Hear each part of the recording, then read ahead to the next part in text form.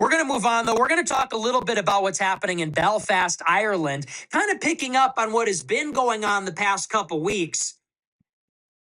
It's more of this, more white genocide. Big story out of Northern Ireland, which is that an Irish man was beheaded almost by a Sudanese migrant. He was arrested, taken into custody, charged with murder. Now Belfast is on fire. Young white men are rioting in the streets, burning down buildings, setting cars on fire. Keir Starmer says the violence is unacceptable. They've deployed police to go and shut it all down. This is a story from the New York Times. It says, quote, a night after Northern Ireland was roiled by violence in the wake of a stabbing attack, the police on Wednesday said they had fired water cannons at crowds gathered near Belfast as the authorities ramped up their presence in the country. On Tuesday, firefighters and emergency responders had escorted immigrant families from homes that had been set on fire in Belfast, and fears remained high of a repeat of that violence. Burning cars had blazed on the street, and a city bus was set ablaze by a group that appeared to be mostly young men, many of them masked, and roads elsewhere in the city were blocked. 2 police officers were injured in Tuesday's unrest, described by the police as sporadic pockets of disorder across Northern Ireland. The violence came after the authorities charged Hadi Alodid, a 30-year-old Sudanese man, with attempted murder in a stabbing attack in Belfast on Monday night, prompting calls from anti-immigrant activists for protests amid heightened tensions in the UK over immigration. Mr. Alodid, a refugee and legal resident, appeared in a Belfast court on Wednesday morning. Prosecutors identified the attack's victim as Stephen Ogilvie. He is in the hospital with serious injuries to his face, neck, and back, and prosecutors said he had lost an eye. The Police Service of Northern Ireland said in a statement that a large policing presence would be maintained across the country in the coming days to reassure communities and ensure public order. Must be nice. They later called a list circulating online calling for specific properties to be targeted as totally unacceptable. Of Britain, a statement posted on X called the violence in Belfast shocking and unacceptable, adding that, quote, it is clear that people were targeted last night because of their background, and I will not tolerate it. Is it? Yeah. Of course, he's mad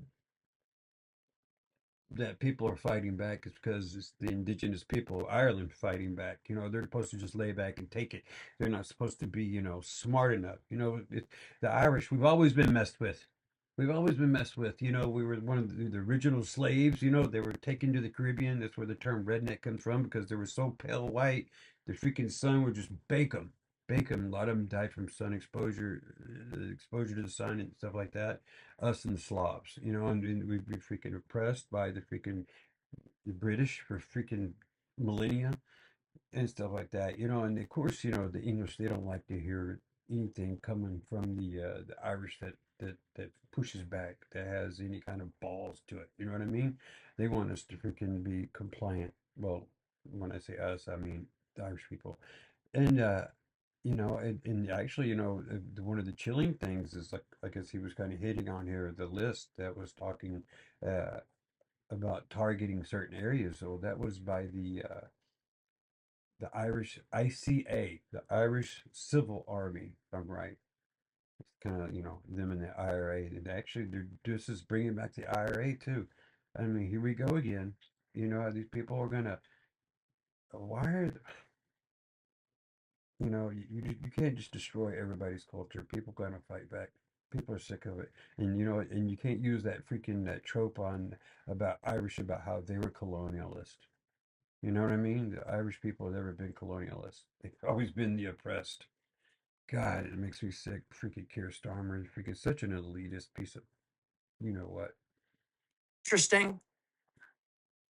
So now it's unacceptable. Now we're not going to tolerate it. When young white men are being stabbed to death in the street, we tolerate it. Exactly. When white men are being beheaded in the street, we tolerate it. It's apparently perfectly acceptable for that to happen all the time. When young girls are being groomed and raped, when young men are being stabbed to death by gangs and murderers. Exactly. We're going to tolerate that. We're going to tolerate that all day. We're going to tolerate that all day. We're going to keep bringing the perpetrators into the country. We're not going to send the perpetrators out of the country because we're tolerating it. And you just have to get used to it. Yeah, lay back and take Isn't it, that bitch. what the mayor of London said? That's just part and parcel of living in a major city. Shadiq. Nail bombs and truck attacks and stabbings and grooming gangs. They say that's just part and parcel of living in a major city. Shit that didn't happen So prior. this isn't rhetoric. This isn't an exaggeration. That's literally how they see it. When young white boys and girls are being raped and killed, and it happens all the time. It is an epidemic in the UK. The knife and sword attacks, the grooming gangs, and the rapes. It is an epidemic. It is a pattern. It's a real problem. And it's not only in the UK, it's happening in Sweden, it's Stockholm, Paris, Berlin, all these cities that European cities that used to be like the bastion of freaking like Western civilization, freaking organization, cleanliness, you know, low crime, high wages, you know, freaking just beautiful parks. Look at them now. Rampant drug use, crime, rape, no-go zones. I mean, they literally turned these once gorgeous cities into third world hellholes, courtesy of mass migration. When the far right, or you could even just say, normal people, Right?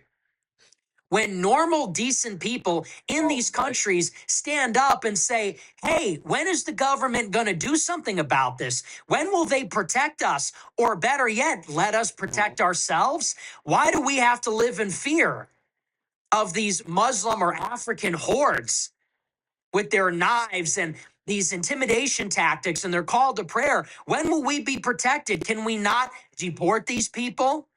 Can we not arrest these people? Where's the law enforcement? They're the And what they protected class. effectively tell us is get used to it. They say, hey man, we can't prevent every crime. This is a big, diverse city, big, vibrant, colorful, diverse city. And you know what? This shit happens. That's basically what they tell us, is it not? Yep. That is what they tell us in America. That's what they tell us in Europe. That's what they tell you in the United Kingdom. They say, hey man, part and parcel of living in a big city, get used to it.